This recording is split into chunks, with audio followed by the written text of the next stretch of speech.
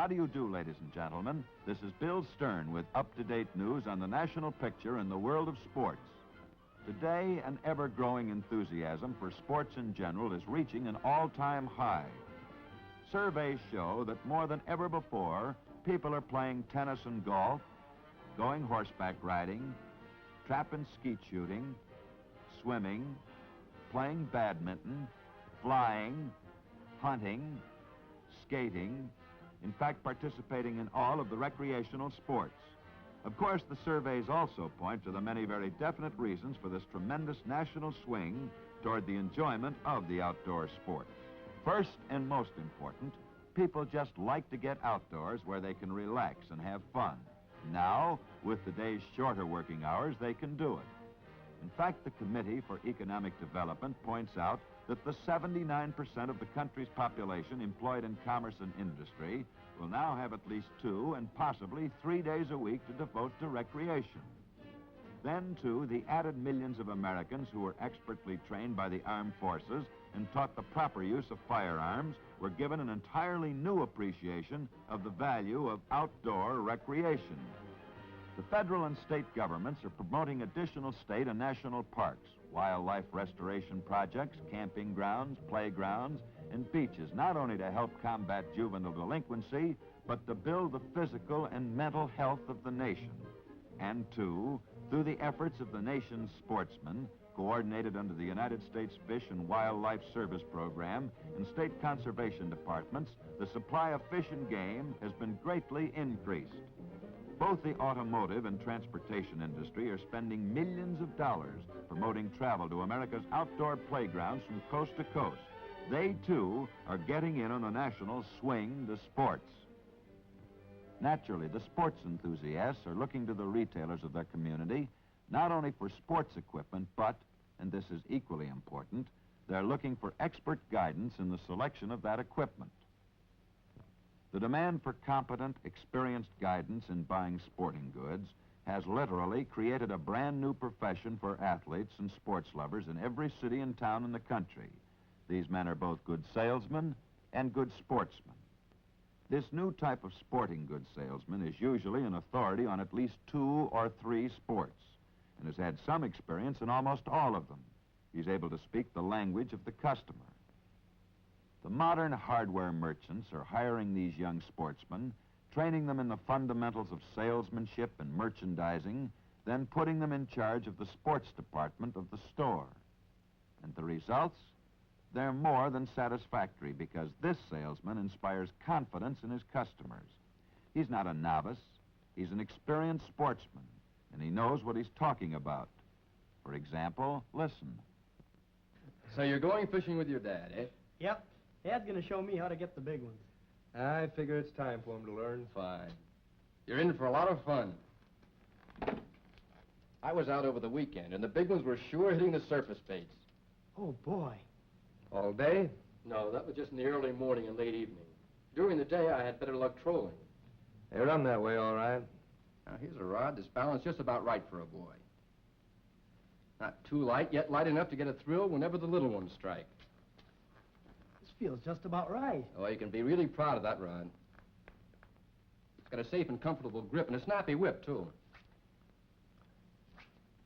That reel is the anti-backlash level winding type. You can cast with that all day and your arm won't get tired. Sounds swell to me. Okay, Dad? Okay. Now, here's a smooth, easy casting nylon line you'll need. All right. And now some plugs. Yes, sir. That's the way it goes. The selling sportsman, this new type of salesman, inspires buying confidence in the novice as well as the old-timers. He not only speaks the language, but he speaks it with authority and shows genuine interest. And that, as far as the customers are concerned, is even more important than price. That's why they keep coming back. The salesman who's star material, who wants to be up with the champs, keeps on his toes and up to date. He gets plenty of dope from the literature prepared especially to help retail salesmen by the manufacturers of sports equipment, so he can properly explain and demonstrate all the specific features in the merchandise he sells. He always has the latest news on the fish and game regulations in his as well as the surrounding areas. and he knows the best hunting and fishing spots, too. He's always up to date on any changes in the national rules of all the sports. He's not just a salesman. When it comes to sporting goods and sports, he's really a sports specialist. And what's more, his boss, the hardware dealer himself, sees to it that the sports department is always amply stocked with a well-assorted line of sporting goods to meet the varying demands of every sporting season.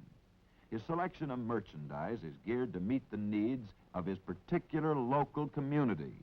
In other words, if his community has the natural facilities for winter sports, water sports, golf, hunting, or what have you, he has plenty of stock on hand to supply these particular sportsmen with what they want, when they want it. But wait a minute. We've been talking about a well-rounded stock of all sporting goods. Look at that flock of guns and ammunition. How about it, young fella? Is there an exceptional number of hunters in your town? Why, no, Bill, not at all. Although I'll admit we had more hunters this year than we ever had before. But that's true all over the country. I guess we're just about average. Then why all the guns?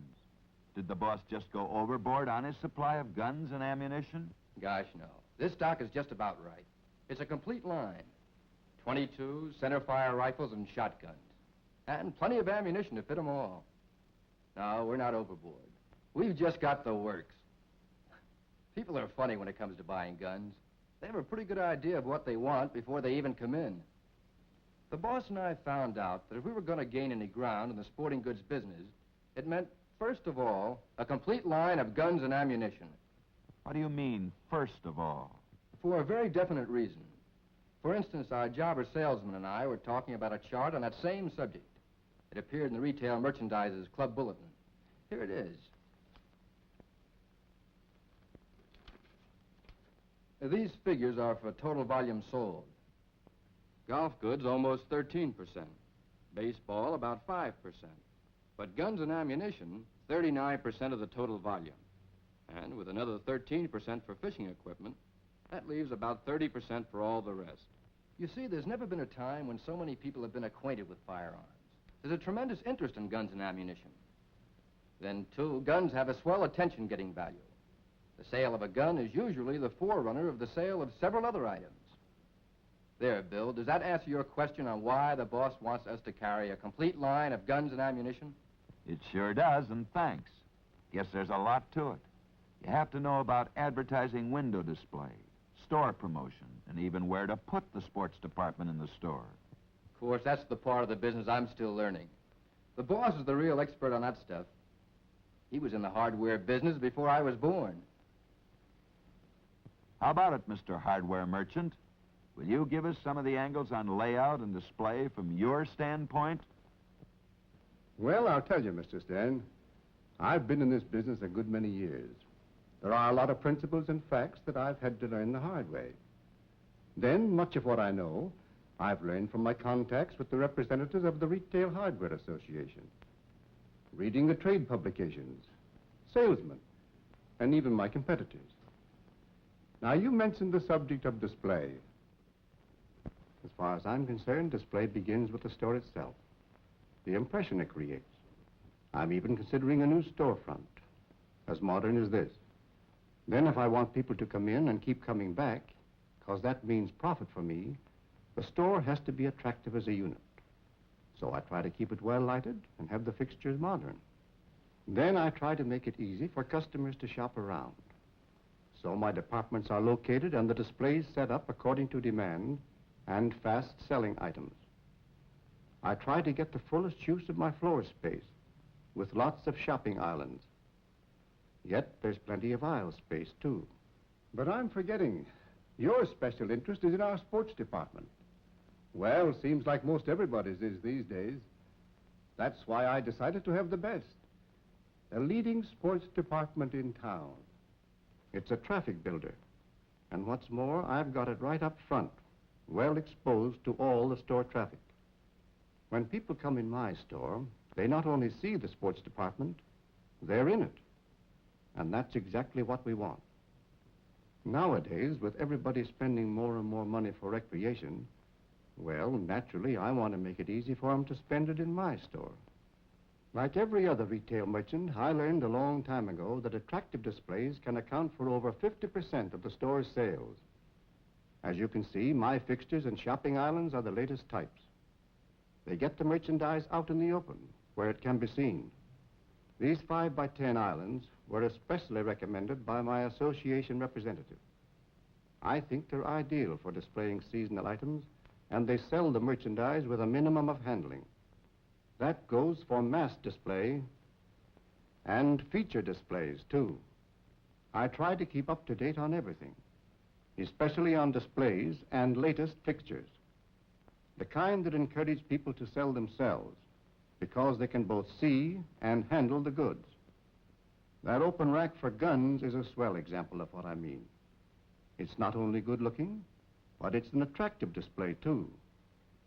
However, the main thing is it lets the shooters know that I carry a full line of every popular type. It says, here's the place to buy your guns and ammunition. Say, I'd better go to work. Looks like we're getting busy over there.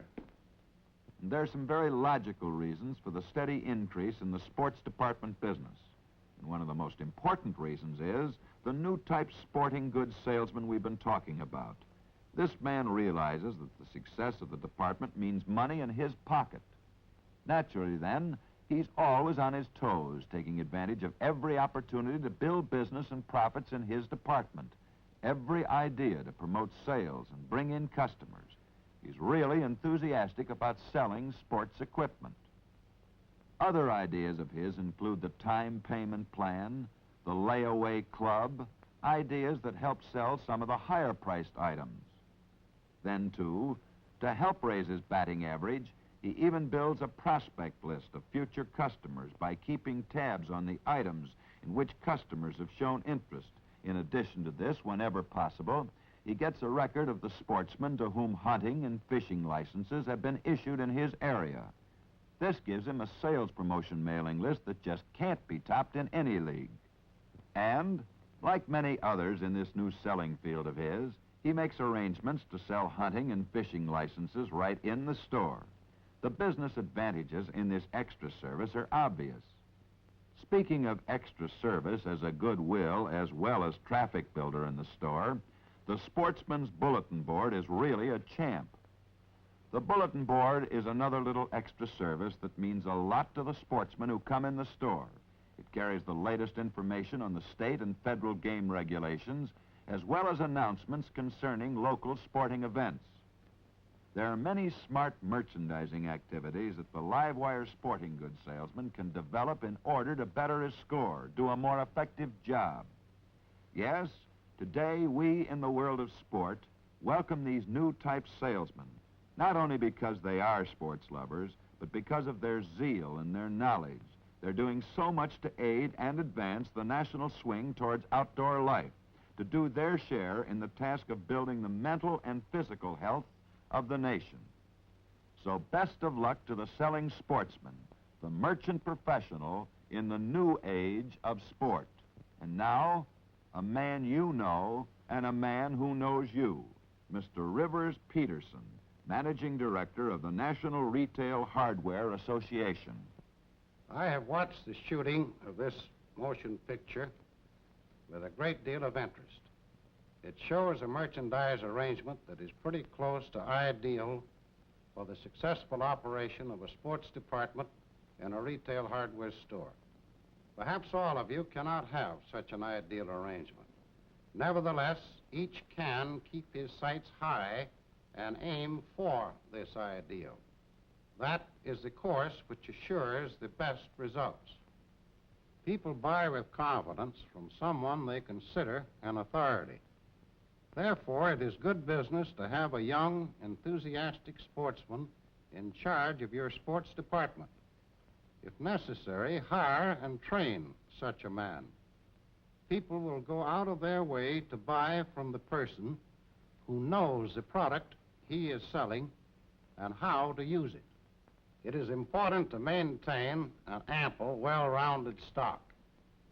After all, if you don't have the merchandise, you can't sell it.